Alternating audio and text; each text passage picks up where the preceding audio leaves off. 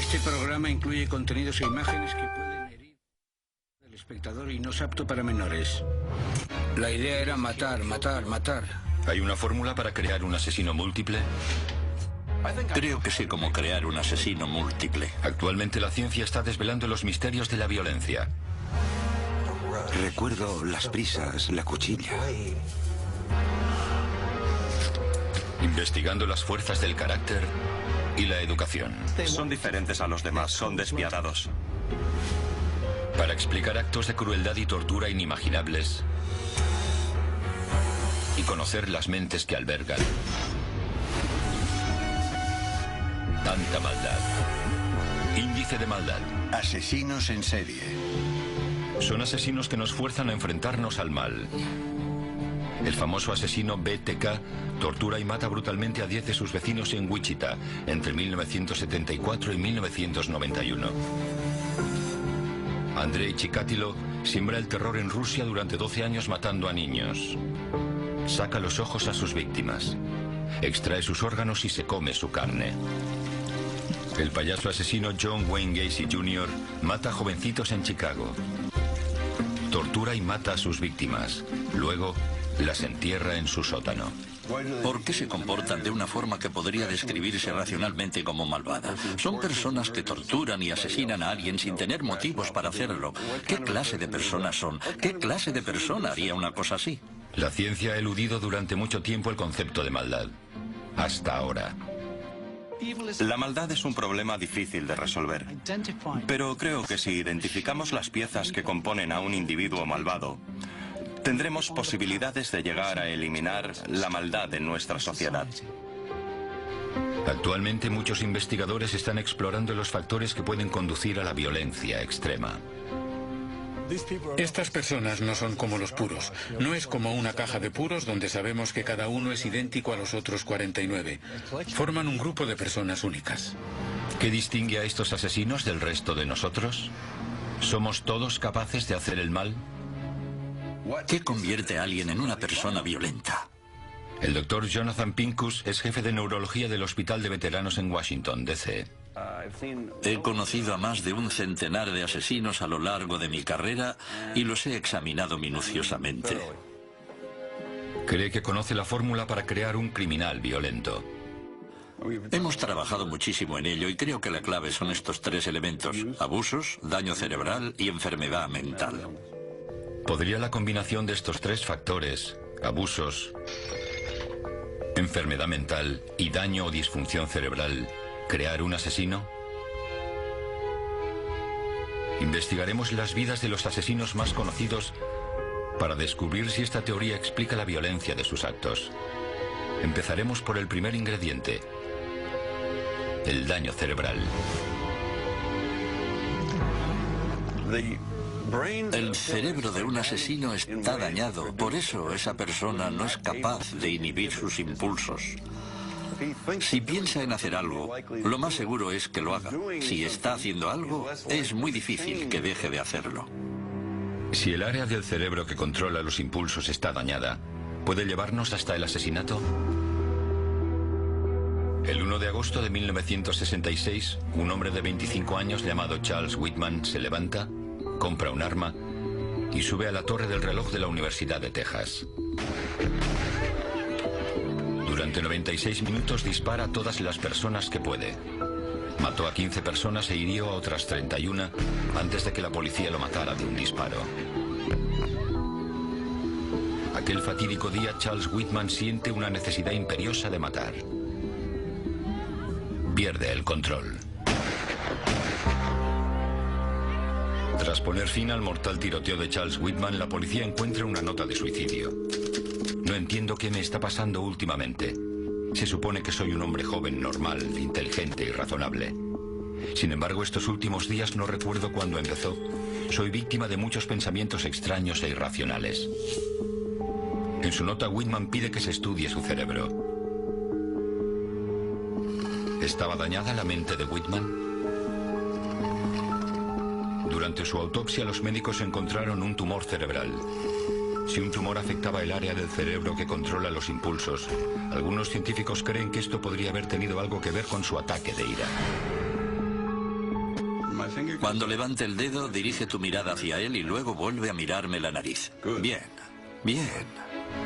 El Dr. Pincus estudia el área del cerebro que controla los impulsos y la agresividad, el lóbulo frontal.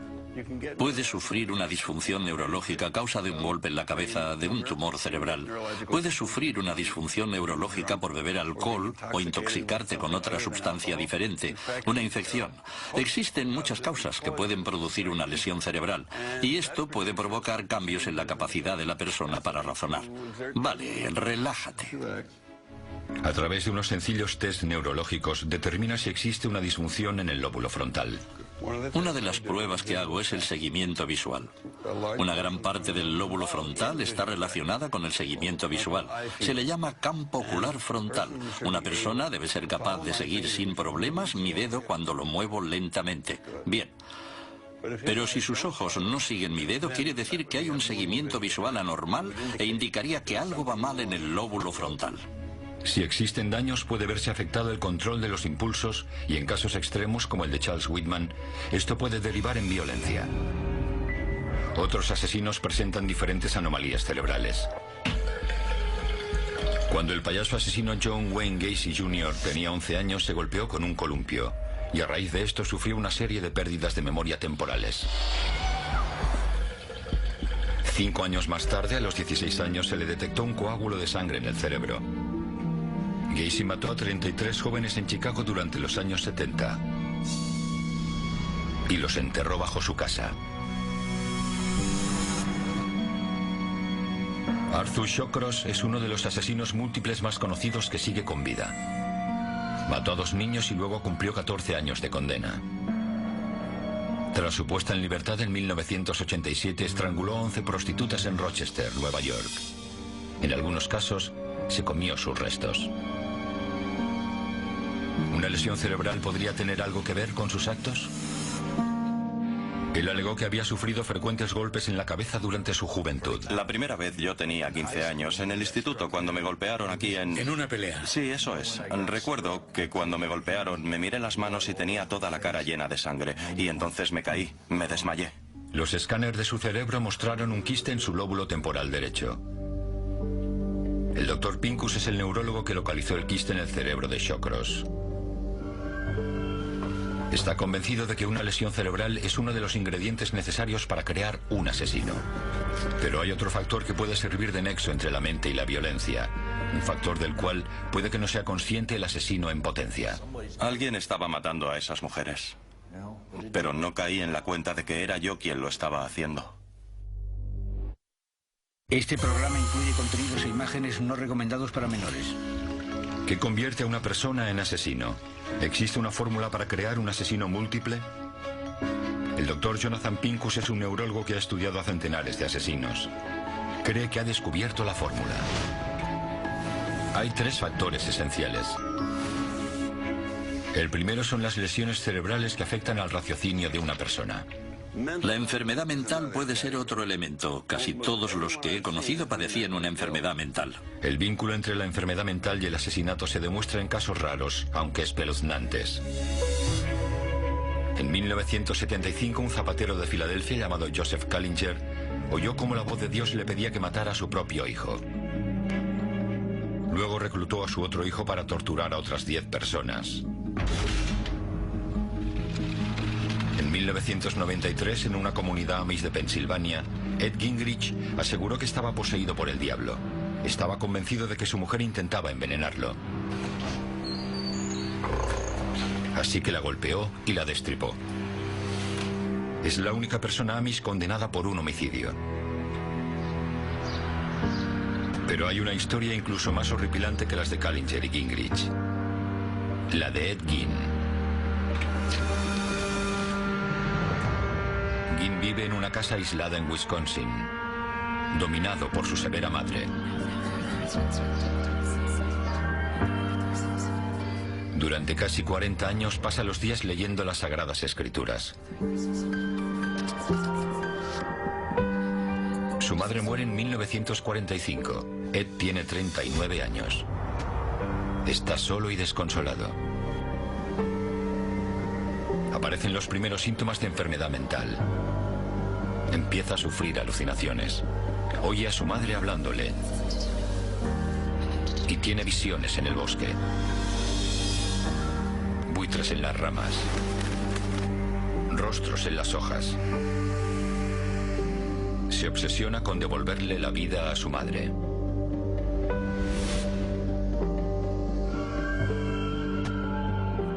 Empieza a robar tumbas, a buscar en las notas necrológicas mujeres mayores que acaben de morir. Guarda su piel para hacer ropa y pantallas de lámparas. Utiliza sus cráneos como cuencos. Su enfermedad mental le provoca delirios. Cree que es un instrumento de Dios y que Dios le pide que mate. Ed Gein asesina a una dependiente de una tienda, una mujer mayor que se parece a su madre. Cuando la policía registra la casa de Gein, encuentra su cuerpo decapitado colgado boca abajo. Su cabeza está en un saco de lona. Le ha arrancado el corazón y lo guarda en una bolsa de plástico. Los órganos y huesos de los cuerpos están tirados por la casa. En las paredes ha colgado las caras en descomposición de 9 mujeres. Debajo de su cama, una caja con narices cortadas. Todas las habitaciones de la casa de Ed Gein están mugrientas, excepto una. La habitación de su madre. A Ed Gein lo consideraron demente y se le declaró incompetente, por lo que no se le procesó. Su historia supone un reto para la ciencia forense. ¿Cómo se diagnostica la locura? Correcto, correcto, correcto. No, está mal. El doctor Paul Nestor es profesor de psicología de la Universidad de Massachusetts. Durante años trabajó en una institución para enfermos mentales de máxima seguridad, examinando asesinos para los tribunales. Cuando una persona se comporta de forma violenta, siempre surge la cuestión de que, bueno, ha perdido la cabeza, por lo tanto está loco. Y luego, por otra parte, también existe la opción de que simplemente tenga un mal carácter. Yo quería convertir la distinción entre la locura y la maldad en una ciencia. Su reto era poder distinguir un síntoma grave de enfermedad mental, de psicosis. Un estado en el que una persona no es capaz de diferenciar el mundo real del imaginario. Al igual que Ed Gein, un psicótico tiene alucinaciones, delira y sufre paranoia. Pero Ed Gein es un caso extremo. En la mayoría de los casos no está tan claro. Tras su arresto, los asesinos pueden alegar enfermedad mental. Es como si yo estuviera allí, pero también estaba aquí. Sí. Como si fuera 2 personas diferentes. Como si observaras lo que estaba pasando. Exacto. El asesino múltiple Arthur Shawcross estranguló a 11 mujeres. Pero justo antes de esos asesinatos afirma que experimentó una ruptura con la realidad. Me sentía atontado. Me sentía extraño. Sí. Cuando estaba en Dunkin' Donuts, a unos 400 metros de la casa, sabía que la policía vendría allí. Que hablaría del caso y yo estaría allí sentado bebiendo café, comiéndome una rosquilla o hablando con algunas personas con las que me relacionaba, pero no me daba cuenta de que no era consciente de que era yo quien lo hacía. El jurado no creyó su defensa. Se le declaró cuerdo y culpable. Diagnosticar una enfermedad mental es muy difícil y solo lo pueden hacer expertos como el doctor Nestor, que se basan en una gran cantidad de tests. No puedo decirte cómo combinar las cartas, pero te indicaré si lo haces bien o mal. Están mezcladas y en cada caso tienes que ponerlas en el orden correcto para que cuenten la historia más lógica. Al paciente se le da una serie de tarjetas con dibujos. La mayoría de las personas pueden colocar estas tarjetas para crear una historia que tenga sentido. En este caso, jugar con cerillas puede provocar un incendio que puede descontrolarse y poner en peligro a los demás. Esta sucesión de hechos muestra el vínculo básico entre una acción y sus consecuencias. Las personas psicóticas tienen problemas para superar esta prueba. Les resulta difícil colocar las tarjetas en el orden correcto y entender la relación causa-efecto en un entorno social. Tras examinar a cientos de criminales, el doctor Nestor hace una observación crítica. Las creencias de los psicóticos son intensas. La gran mayoría de la gente que sufre enfermedades mentales no es violenta. Es muy raro que un asesino psicótico sea violento. Pero existe un grupo muy reducido de personas que padecen una enfermedad mental y que presentan síntomas muy poco comunes, que probablemente provoquen índices elevados de violencia. Es un grupo muy reducido. Una enfermedad mental por sí misma normalmente no da lugar a la violencia. Pero en algunos casos, factores como una lesión cerebral pueden impedir razonar con claridad. Muchas veces no se consigue necesariamente un diagnóstico claro, pero tienen síntomas como la paranoia que hacen que malinterpreten ciertas situaciones sociales y a veces el comportamiento violento es una respuesta a una mala percepción de una situación social. Las lesiones cerebrales y las enfermedades mentales son factores importantes, pero es el tercer componente de la fórmula del Dr. Pincus el que finalmente alimenta la ira de un asesino. ¿Fórmula para la violencia? ¿Una receta para crear un asesino múltiple? El Dr. Jonathan Pincus cree conocer los ingredientes. Algunas lesiones cerebrales y enfermedades mentales impiden razonar con claridad, pero el tercer factor es el que alimenta la ira, los abusos en la infancia. Una persona que ha sufrido abusos tiende a ser violenta. Una enfermedad mental y algunas lesiones neurológicas pueden hacer que les resulte difícil o imposible evitar volverse violento. Tuve una infancia asquerosa, no me cabe la menor duda. Tommy Lynn Sells afirma que cuando era niño un vecino abusó sexualmente de él. Asesinó a 70 personas.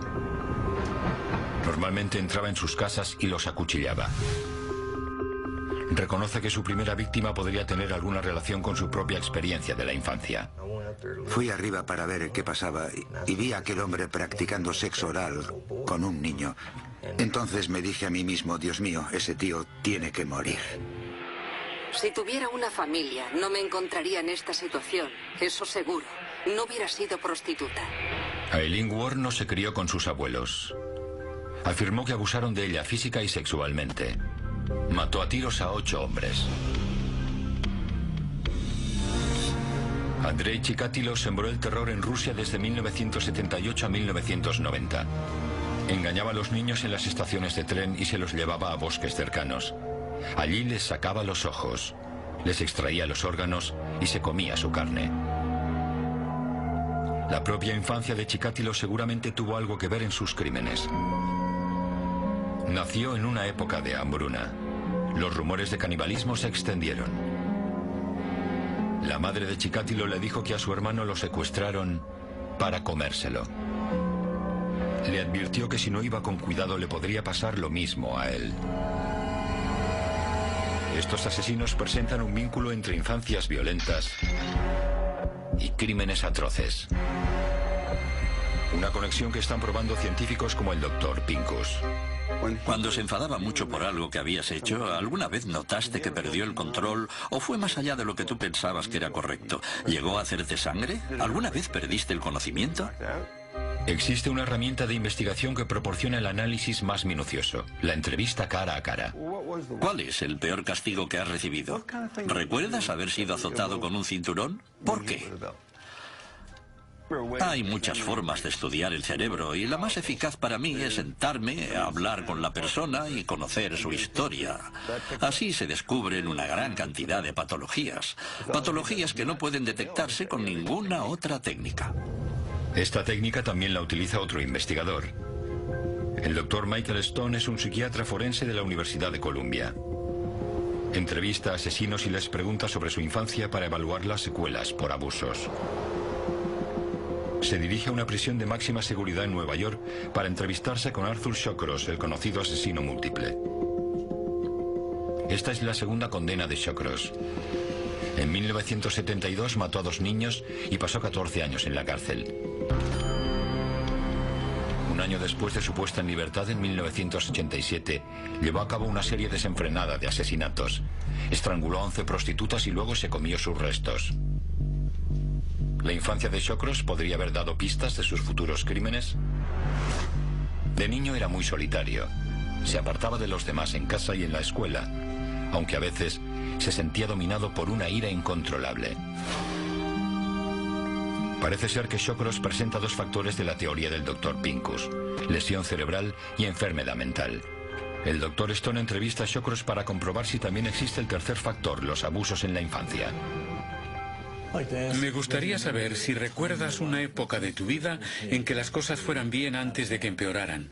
A los 3, 4, 5 años, ¿hubo un tiempo en que todo iba bien o todo fue mal desde el principio? Puedo recordar cuando tenía 4 años. Cuando tenía 4 años, algo pasó con mi madre. Y fue entonces cuando me inicié en el sexo. Sexo oral. Y... ¿A los 4 años? Sí, a los 4. Fue como un juego. Y luego, cuando tenía unos 7 años, volvió a hacerlo. Y pasó de nuevo cuando tenía unos 9 años. Sí. Shawcross explica cómo los abusos sexuales se transformaron en violencia. Entonces, cuando empecé a hacer lo mismo con mi hermana pequeña, bueno, le dije a mi madre que quería a mi hermana Jean más de lo que quiere un hermano a su hermana. ¿Entiendes? Sí. Ella intentó convencerme de que eso no podía ser, de que no era correcto. Fue entonces cuando cogió un cuchillo, lo agarró con fuerza y me dijo: si no te comportas como es debido, te la cortaré. ¿Eras consciente de que eso era algo que no todas las madres hacen? Ni siquiera pensé en ello, estaba demasiado asustado. El Dr. Stone sospecha que los abusos sexuales junto a las amenazas físicas hicieron que el joven Shawcross acumulara mucha ira en su interior. Solía enfadarme de repente. ¿Y no sabías qué es lo que te hacía enfadar? ¿Tenías alguna sospecha? No. Cuando Shawcross creció, estranguló y mutiló a 11 prostitutas. ¿Nunca pensaste que tenía que ver con tu madre? ¿Que era ella quien querías cortar en pedacitos o hacer un estofado con su carne? No contestaré a eso. Porque eso podría ser comprensible, ¿lo sabes? Sí, sería comprensible. Desde luego, quiero decir Sí. todo lo que... Esos pensamientos son... Tenía esos pensamientos. ¿Sí? Sí, quería hacerle daño de la peor forma posible, sí. Actualmente Arthur Shawcross está cumpliendo una condena de 250 años. Su historia confirma la teoría del Dr. Pincus de que los abusos en la infancia generan ira que puede manifestarse más tarde en la vida. Y en el caso de Arthur Shawcross, de una forma brutal. Si una persona sufre abusos o la maltratan cada día y teme con razón por su vida en casa de sus padres, está viviendo con las personas que supuestamente tienen que protegerle y sin embargo siente un miedo justificado porque todos los días teme que lo maten o lo descuarticen, lo quemen o lo torturen. Así ha crecido. Cuando esa persona es inmadura y no puede controlar sus impulsos, se convierte en un individuo muy peligroso. Las razones de los crímenes de muchos asesinos pueden encontrarse en experiencias de abusos o abandono. Charles Manson era hijo de una prostituta adolescente que le registró como sin nombre Maddox. Más tarde lo vendió por una botella de cerveza. Acabó liderando una secta que mató salvajemente a 5 personas. Edmond Kemper sufrió durante años el trato denigrante de una madre despiadada. Mató a 8 personas antes de decapitar a su madre, arrancarle la laringe y tirarla al triturador de basura. Según el Dr. Pincus, las lesiones cerebrales y las enfermedades mentales son la pólvora, y los abusos en la infancia encienden la mecha. Y si alguien presenta los 3 ingredientes de esta receta mortal, el resultado puede ser demoledor. Pero ¿puede la fórmula del Dr. Pincus explicar el comportamiento del asesino y torturador más extraño y sangriento? ¿A quién traéis? ¿Quiere hacer alguna declaración? Creo que sé cómo crear a un asesino múltiple. Coges a una persona que padezca una enfermedad mental y la torturas sin parar. La golpeas. Si haces eso, tendrás a una persona que querrá vengarse. Alguien que siente que le han tratado injustamente y desea conseguir poder. Si además hay una lesión neurológica, entonces tenemos a un individuo muy peligroso. Habrás conseguido crear a un asesino múltiple. ¿Quiere hacer alguna declaración? Gary Heidnik es uno de los asesinos y torturadores más sádicos de nuestros tiempos. ¿Puede la fórmula del Dr. Pincus arrojar luz sobre sus sangrientos crímenes? 1987. Gary Heidnik mantiene a 6 mujeres encadenadas en el sótano de su casa en Filadelfia. Durante meses las viola a diario. Les rompe los tímpanos para que no puedan oírle y sube el volumen de la radio para que nadie oiga sus gritos pidiendo ayuda. Quiere que le den hijos, pero cuando ve que no se quedan embarazadas, su crueldad se intensifica. Una de ellas muere de hambre. Heidnik mete los restos en una licuadora y los mezcla con comida de perros. Luego fuerza a las otras mujeres a comérsela. Heidnik experimenta con un nuevo tipo de tortura. Aplica a sus prisioneras descargas eléctricas. Una segunda mujer muere electrocutada.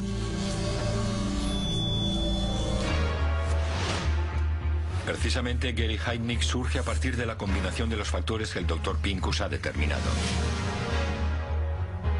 El primero, una lesión cerebral. Heidnik se cayó de un árbol a los 6 años y sufrió lesiones neurológicas. La enfermedad mental es otro elemento. Casi todos los que he conocido padecían una enfermedad mental.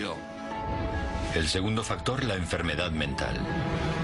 Heidnik tenía antecedentes de esquizofrenia, paranoia y delirios. Su casa era muy extraña. Las paredes estaban cubiertas de billetes y monedas.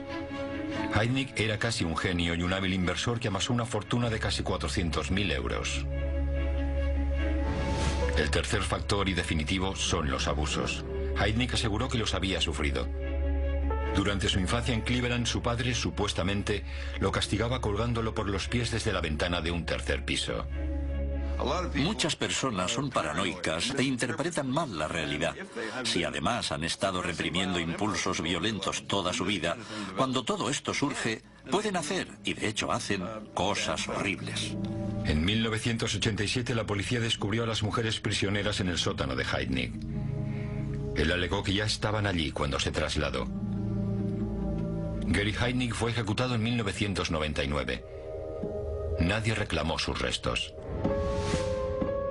La combinación de los 3 factores forma una potente fórmula presente en algunos criminales violentos. Pero algunos asesinos múltiples parecen ser excepciones. Asesinos múltiples como Ted Bundy. No había historial de enfermedades mentales, ningún diagnóstico clínico de daños cerebrales. Tuvo una infancia poco corriente, pero no se sabe que sufriera abusos. En su juicio, su madre describió su estrecha relación. Ted es el mayor. Y se podría decir que también era mi ojo derecho y mi alegría. Nuestra relación fue siempre muy especial. En los años 70, Ted Bundy estranguló, golpeó y acuchilló al menos a 30 mujeres en Washington, Utah, Colorado y Florida. Para los asesinos como Bundy que no parecen presentar los 3 factores, el Dr. Pincus comenta que hay otra área de la ciencia que ofrece una posible explicación a sus tendencias criminales. Y si esos investigadores están en lo cierto, podría haber millones de personas que se comportan como Ted Bundy. ¿Cómo se crea un asesino? ¿Hay una fórmula para aquellos considerados los más malvados? Existe una potente receta que incluye una enfermedad mental, daños cerebrales y abusos. Aunque hay asesinos que no muestran ninguno de estos elementos. Asesinos múltiples como Ted Bundy. ¿Qué explicación hay para que exista un asesino como él? Ted Bundy podría haber sido un psicópata. Podría sufrir este trastorno de la personalidad definido por la psicología moderna que ha creado polémica, pero que podría explicar algunas tendencias criminales. Se calcula que 1 de cada 100 personas es un psicópata. ¿Pero cómo es exactamente un psicópata? Existe una lista de características.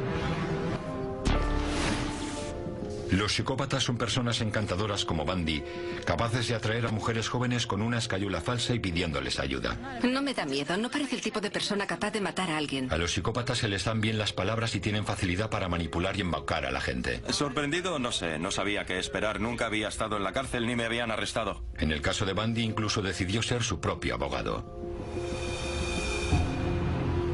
Asesinó al menos a 30 mujeres entre 1974 y 1978. Los psicópatas son egocéntricos como Jim Jones, que era líder de una secta y que en 1977 condujo a sus 900 seguidores hasta Jonestown, en Guyana, Sudamérica. Un año después los indujo a llevar a cabo un suicidio colectivo ingiriendo bebidas envenenadas. Los psicópatas también son presuntuosos, como Ian Brady, que se sintió con derecho a violar y asesinar. Mató salvajemente a 5 niños con la ayuda de su cómplice, Myra Hindley, y luego hizo un picnic sobre las tumbas superficiales de sus víctimas. Y quizá lo más importante, los psicópatas son insensibles por definición. Uno de los mejores ejemplos de un psicópata es el asesino conocido como BTK. BTK empieza su carrera como asesino en 1974, matando brutalmente a una familia en su casa de Wichita.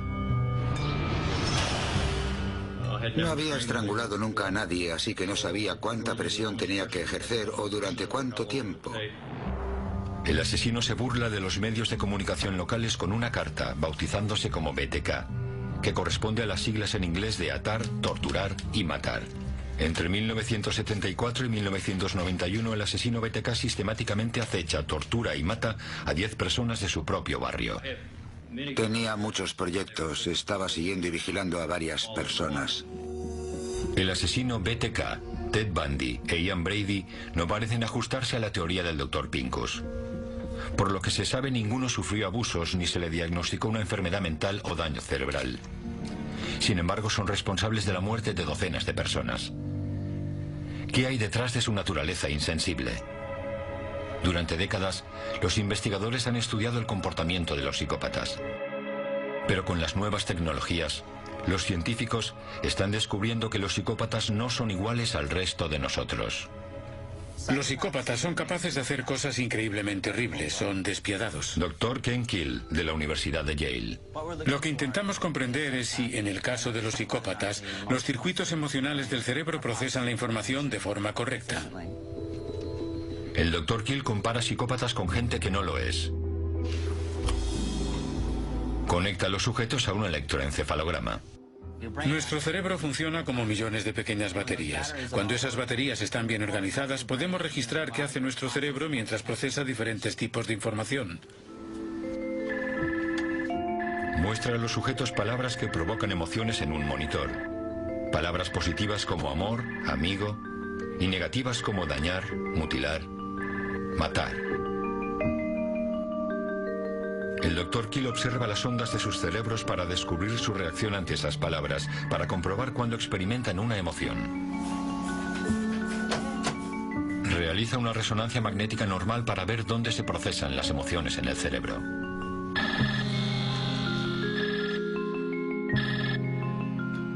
Hemos descubierto que los psicópatas no procesan la información emocional igual que el resto de nosotros. Keel ha averiguado que en la mente de un psicópata la respuesta emocional es menos activa. Si los psicópatas carecen de sentimientos, entonces no dudarán a la hora de actuar violentamente. Están desinhibidos. Las señales que nos hacen parar, que todos aprendemos a percibir y que nos inhiben, los psicópatas no las reciben igual, no las procesan de la misma forma. Un psicópata extremo como el asesino BTK no siente emociones. Esto quedó terroríficamente claro en 2005. Le di un vaso de agua, la reconforté un poco y luego continué. La até, le puse una bolsa sobre la cabeza y la ahogué. Después de 30 años burlando a la policía, el asesino múltiple que metódicamente torturaba y mataba, finalmente es detenido. Dennis Rader es un hombre casado de clase media que va con regularidad a la iglesia. Cuando empezó el juicio pensé que sería un proceso largo hasta llegar al veredicto de culpable. Ya sabe, estaba claro, el veredicto era culpable. Incluso desde los tribunales, BTK continúa horrorizando a sus vecinos. Blancos en potencia. En mi mundo, así es como los llamamos. Los llamamos proyectos, objetivos. Cuenta los detalles de cada asesinato. No es solo la crueldad de los crímenes, sino su conducta fría, carente de emoción, lo que conmocionó al país. Yo tenía muchos proyectos, así que si uno no salía bien, me dedicaba a otro. ¿Qué es lo que hay en las mentes de los asesinos múltiples como BTK que les permite matar una y otra vez? ¿Por qué no se detienen? La respuesta podría ser el miedo. En la Universidad del Sur de California, la científica Michelle Fung y el doctor Adrian Rain también estudian a los psicópatas. El dedo índice. Cuando pensamos en un crimen realmente atroz, lo primero que pensamos es en cómo puede alguien hacer eso a otra persona. Su investigación podrá dar respuestas a preguntas como ¿por qué psicópatas, criminales tan extremos como BTK, son capaces de cometer crímenes una y otra vez? Se centran en la ausencia de una emoción en particular, el miedo. Colocan electrodos en la piel del sujeto para medir el ritmo cardíaco y los niveles de sudoración. Una vez se ha conectado al sujeto, el reto para Fung es crear una situación de ansiedad. Para la mayoría el miedo surge cuando no se sabe qué pasará. Se ponen unos auriculares al sujeto. Se coloca un monitor ante ellos que funcionará de cronómetro. Empezando por 12 segundos, los números irán bajando hasta 0. Mientras tanto, los investigadores observan el ritmo cardíaco y los niveles de sudoración. Se dice a los sujetos que cuando acabe la cuenta atrás, oirán una ráfaga discordante de ruido como si alguien arañara una pizarra, pero muy fuerte.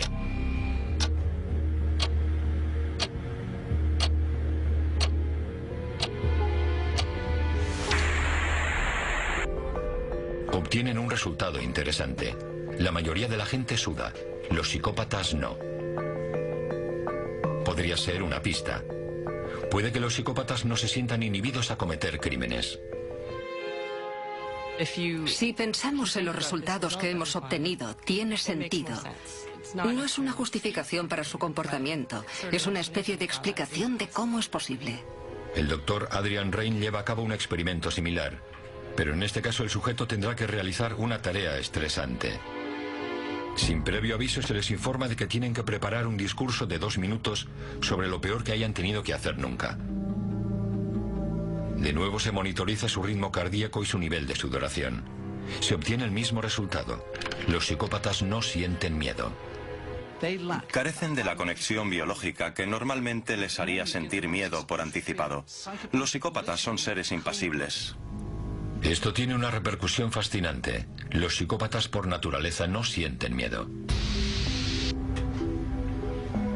Esta falta de miedo permite a un psicópata como el asesino BTK mantener la calma, ignorar las emociones de los demás. Y quizá le permite asesinar una y otra vez.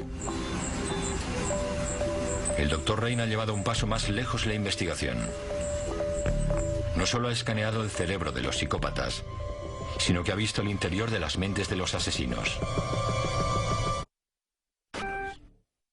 Los investigadores están embarcando en un importante viaje.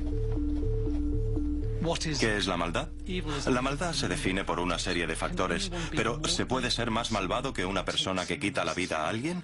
¿Alguien que viola a otra persona? Eso es realmente la maldad. Están estudiando los factores que pueden llevar a la violencia extrema, a acciones llenas de maldad. En su estudio han observado a sujetos que muestran tendencias hacia el comportamiento criminal. Personas que pueden ser muy violentas. Pero en su estudio, el Dr. Rain le da un enfoque totalmente diferente. En lugar de observar asesinos en potencia, estudia los cerebros de asesinos convictos. Aunque parezca sorprendente, nunca se ha hecho un estudio de este tipo con asesinos. Nunca se les ha comparado con personas normales para ver si sus cerebros realmente son diferentes. ¿La mente de un asesino es diferente a la nuestra? Han llevado a 41 asesinos convictos al laboratorio del Dr. Rain. Escoltan al prisionero hasta el escáner TEP. Le quitan los grilletes y las cadenas y de este modo podemos estudiarlo. El sujeto entra y le inyectamos un isótopo radiactivo. El isótopo se une a la glucosa de la sangre. El cerebro usa la glucosa para alimentarse. De esta forma, vaya donde vaya la glucosa en el cerebro, el isótopo radiactivo la acompañará. Se escanea el cerebro de cada asesino. El isótopo radiactivo traza el camino permitiendo al Dr. Rain descubrir el recorrido de los pensamientos del asesino. Obtiene un resultado fascinante. El cerebro de un asesino parece diferente. Todos en general muestran una actividad reducida en la corteza prefrontal. Esta es el área que controla la agresividad y los impulsos.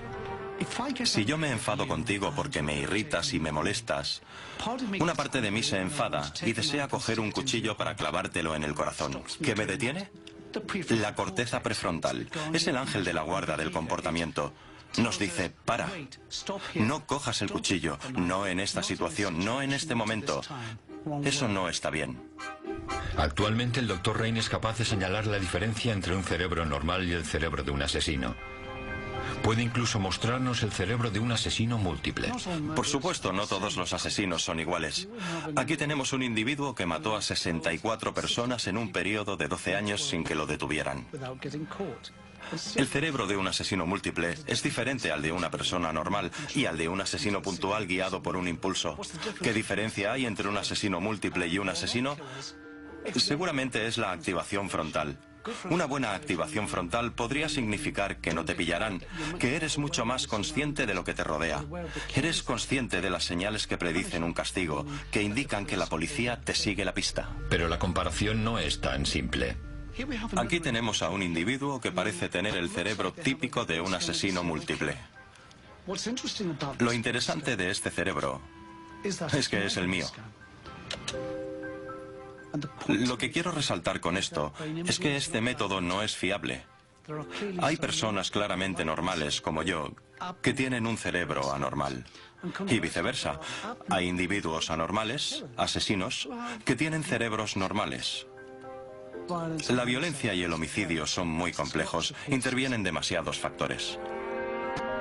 Mientras que parece poco probable que podamos predecir crímenes violentos sin una sombra de duda, cuando nos asomamos a las mentes de los asesinos múltiples descubrimos cosas sorprendentes.